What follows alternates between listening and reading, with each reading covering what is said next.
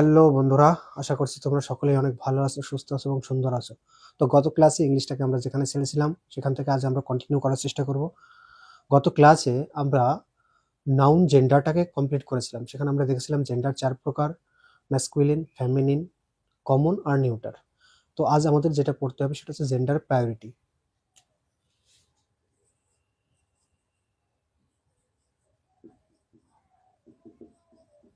ওকে, তো জেন্ডার প্রায়োরিটিতে যদি আমরা প্রায়োরিটি দেখি তবে আমরা প্রায়োরিটি লিস্টে সবার আগে ম্যাসকুলিন জেন্ডারকে দেখতে পাবো,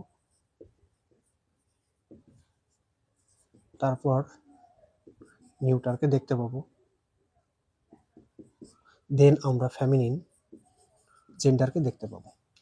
দু একটা এক্সাম্পলের সহযোগে যদি এটা আমরা বোঝার চেষ্টা করি তো আমাদের জন্য সুবিধা হবে। তো ফার্স্ট এক্সাম্পল আমি লিখছি,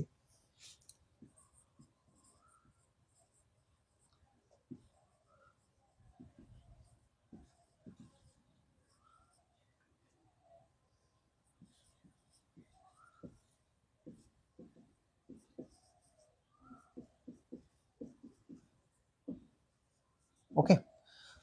সেকেন্ড এক্সাম্পল যদি লিখি,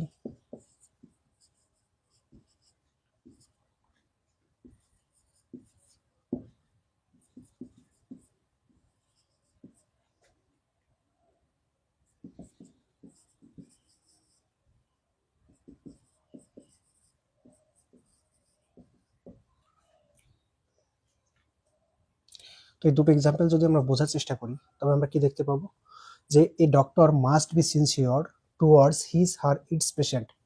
এবার এইখানে যা লেখা আছে হিজ হার ইটস, প্রত্যেকের অর্থই হচ্ছে তার। তাহলে একজন ডাক্তারকে অবশ্যই তার রোগীর প্রতি দায়িত্ববান হওয়া উচিত, সিনসিয়ার হওয়া উচিত। তো এইখানে আমি প্রায়োরিটি লিস্ট যদি আমরা না জানি তবে কিন্তু আমার উত্তর গলত হতে পারে। কারণ এখানে কেউ যদি মনে করে পেশেন্ট হবে কি ফেমিনিন তবে সে কি হার করবে, কেউ যদি মনে করে পেশেন্ট ম্যাসকুলিন তবে সে হিজ মনে করবে। কিন্তু যখন তোমার এটা অজানা থাকবে, অর্থাৎ তুমি প্রায়োরিটি লিস্টে এটা ক্লিয়ার করতে পারছো না, জেন্ডার তোমার আননোন হবে, তখন তোমাকে প্রায়োরিটি লিস্টের শীর্ষে যে রয়েছে তাকে প্রায়োরিটি দিতে হবে, অর্থাৎ এখানে হিজটাকে তোমাকে কনফার্ম করতে হবে সঠিক উত্তরের জন্য। ওকে, আই নো এ বয়, আমি একজন বালককে চিনি, he she it lives in Kolkata, সে কিনা কোথায় বসবাস করে, কলকাতায় বসবাস করে। তাহলে আমি যে বয়কে চিনি, ওকে, এখানে বয় যেহেতু বলেছি এখানে আমরা সবাই হি করবো, কিন্তু বয়ের পরিবর্তে যদি আমি এখানে লিখতাম আই নো এ স্টুডেন্ট, তবে কি হতো, তবে কিন্তু আমি জেন্ডারটা আননোন হয়ে যেত আমার কাছে, তাই না? তাহলে স্টুডেন্ট সে মেল ফিমেল বোথ হতে পারে, তো যে যেভাবে অ্যাজিউম করবে সে তো সেটার উত্তর করবে, কিন্তু না, আমাদেরকে যেটা করতে হবে সেটা হচ্ছে নাউন প্রায়োরিটি আমরা শিখছি। তোমাকে নাউন প্রায়োরিটি লিস্টে সবার উপরে রয়েছে ম্যাসকুলিন জেন্ডার, সেখানে আমাকে একে প্রায়োরিটি দিতে হবে। আই নো এ স্টুডেন্ট, আমি একজন ছাত্রকে চিনি, he lives in Kolkata. Okay, এবার আমি যদি বলি পরের এক্সাম্পল, স্টুডেন্ট শুড ইউটিলাইজ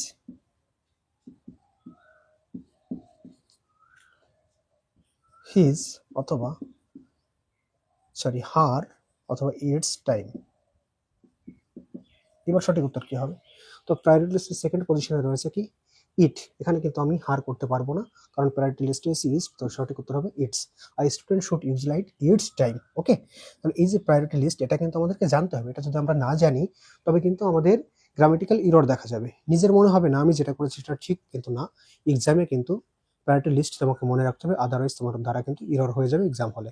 তো প্রত্যেকে এটা মাইন্ডলি মনে রাখতে হবে প্রায়োরিটি লিস্টের পজিশনটা। ওকে, তো এটা জানানোর ছিল, আমরা জেনে নিলাম। এরপরে আমাদেরকে যেটা শিখতে হবে বা জানতে হবে সেটা হচ্ছে নাউন কেস। চলো সামনে আমরা দেখি নাউন কেস কি।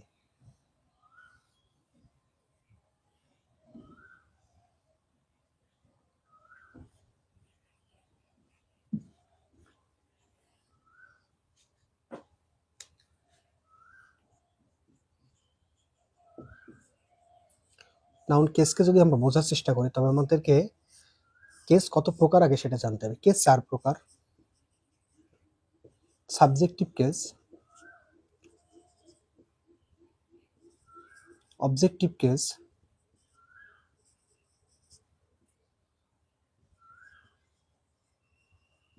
পজেসিভ কেস, আর একটা হচ্ছে ভোকেটিভ কেস।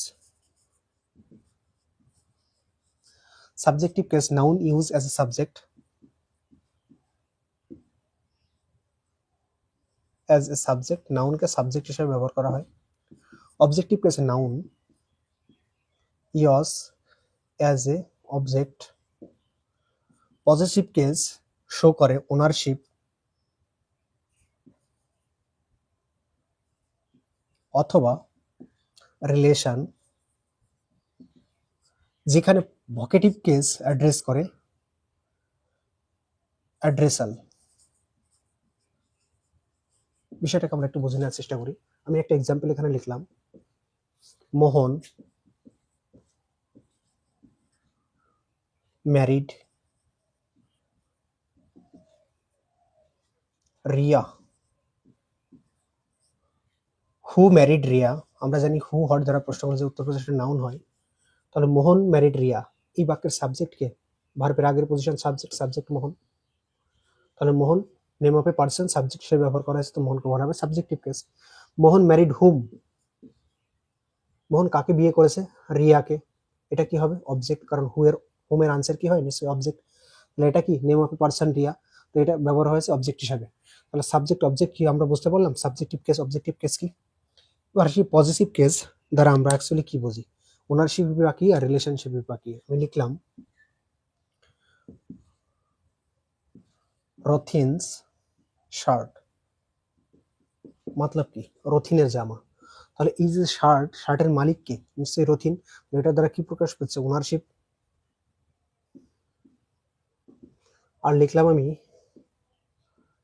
রবিনস ব্রাদার, এখানে তার ব্রাদার সঙ্গে রবিনের কি রয়েছে? রিলেশন। ওকে, তাহলে এই পজিটিভ কেস দ্বারা আমরা যেটা বুঝতে পারছি সেটা হচ্ছে কি ওনারশিপ অর্থাৎ অধিকার অথবা রিলেশন অর্থাৎ সম্পর্ক।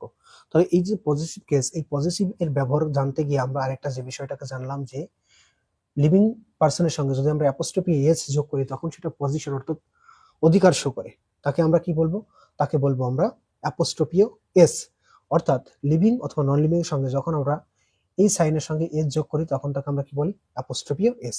তাহলে অ্যাপোস্ট্রফি এস পজিটিভ কেস হিসাবে ব্যবহার করা হয়, এটা আমরা জানলাম। এবার আসি ভোকেটিভ কেস। ভোকেটিভ কেস অর্থাৎ অ্যাড্রেসাল, অর্থাৎ কোনো একটা নামকে যখন আমরা অ্যাড্রেস করি কোনো কিছু বোঝানোর জন্য তখন তাকে আমরা বলি ভোকেটিভ কেস। ওকে, তাহলে এটা ছিল আমাদের অ্যাপোস্ট্রফি এস এর ইউজেস। এটা থেকে কিন্তু কোশ্চেন পরীক্ষায় বারবার জানতে চাওয়া হয়। তো এই অ্যাপোস্ট্রফি এস এর যে ফ্যাক্টরটা বললাম আমরা ওনারশিপ, আর একটা বললাম রিলেশন, এটা